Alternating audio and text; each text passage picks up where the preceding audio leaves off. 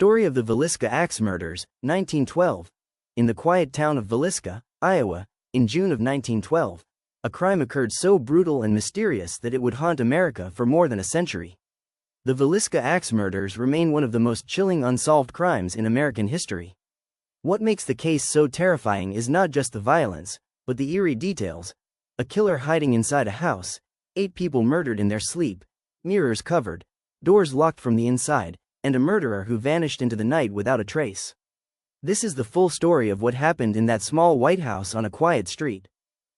The Moore family. The victims were the Moore family: Josiah Moore, his wife Sarah, and their 4 children, Herman, Catherine, Boyd, and Paul.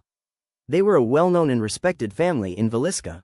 Josiah Moore was a successful businessman who owned a farm equipment store, and the family was active in their church and community. On the evening of June 9, 1912, the Moore family attended a children's program at the Presbyterian Church. With them were 2 young sisters, Ina and Lena Stillinger, who had been invited to spend the night at the Moore house. That decision would cost them their lives. The night of the murders. After the church event, the Moore family and the Stillinger sisters returned home sometime after 9:30 p.m. Neighbors later reported seeing lights on in the house as the family prepared for bed. It was a normal Sunday night in a quiet town. Sometime after midnight, the killer entered the house, or had already been inside. Investigators later believed the murderer hid in the attic and waited for the family to fall asleep. One by one, the killer came down from the attic carrying an axe taken from the Moore's own shed. What followed was a massacre. The killer began in the parents' bedroom, where Josiah and Sarah Moore slept. They were attacked first. Josiah received the most violent blows, suggesting the killer may have had a personal grudge against him. Next, the murderer went into the children's rooms and killed the 4 more children while they slept. Finally, the killer went into the downstairs guest room where Ina and Lena Stillinger slept. Evidence suggested Lena may have woken up and tried to fight back, but she too was killed. In total, 8 people were murdered with the axe. But the most disturbing part was what the killer did after the murders. After killing the entire household, the murderer did not immediately leave. Instead, the killer covered all mirrors in the house with cloth, covered the windows with curtains and clothing, washed their hands, ate food from the kitchen, left the axe in the house, locked the doors. This means the killer stayed inside the house for some time after the murders, possibly hours, while the bodies lay in their beds. This detail is what makes the case so terrifying. The killer was calm, organized, and not in a hurry. The next morning, Monday, June 10, 1912, the Moore family did not come out of the house. This was unusual because Josiah Moore was known to wake up early and open his store. Concerned, a neighbor named Mary Peckham went to check on the house. She knocked on the door but received no answer. She noticed the house was strangely quiet. She called Josiah's brother, Ross Moore, who arrived with a key and opened the door. Inside, they discovered one of the most horrifying crime scenes in American history. Soon, the entire town gathered outside the house as the news spread. The entire Moore family and the 2 Stillinger girls had been murdered in their sleep. The murders terrified the town of Villisca.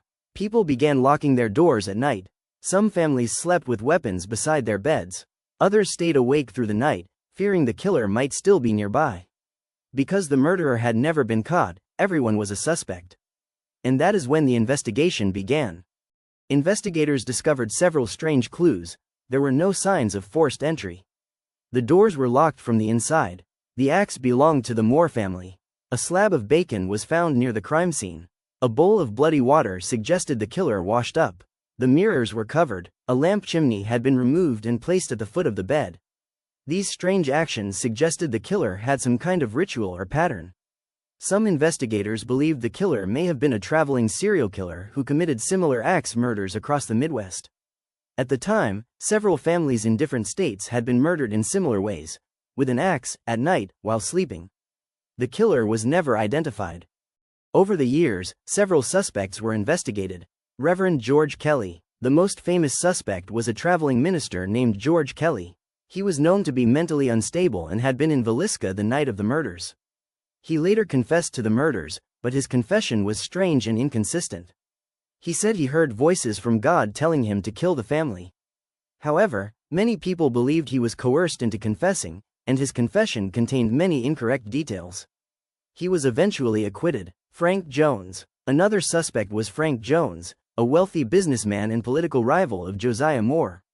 Some believed Jones hired someone to kill Moore because of business disputes and personal issues.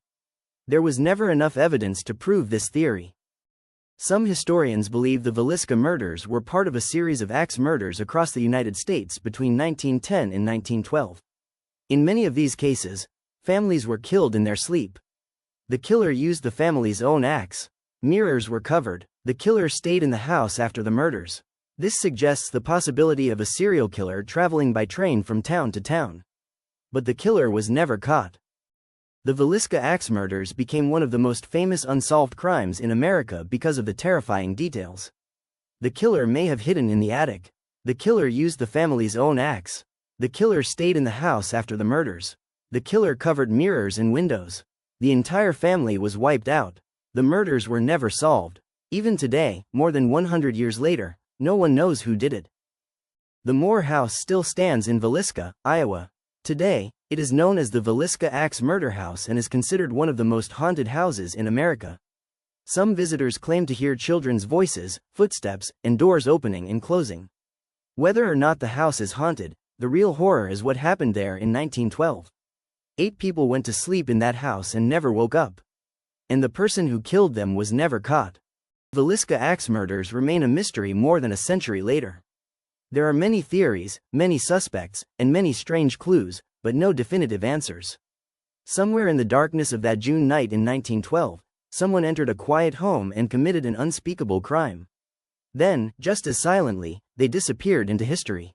No arrests, no conviction, no closure, only a house, a mystery, and a story that still frightens people more than 100 years later. The scariest part of the Villisca axe murders is this: the killer was never found. And we may never know who walked out of that house before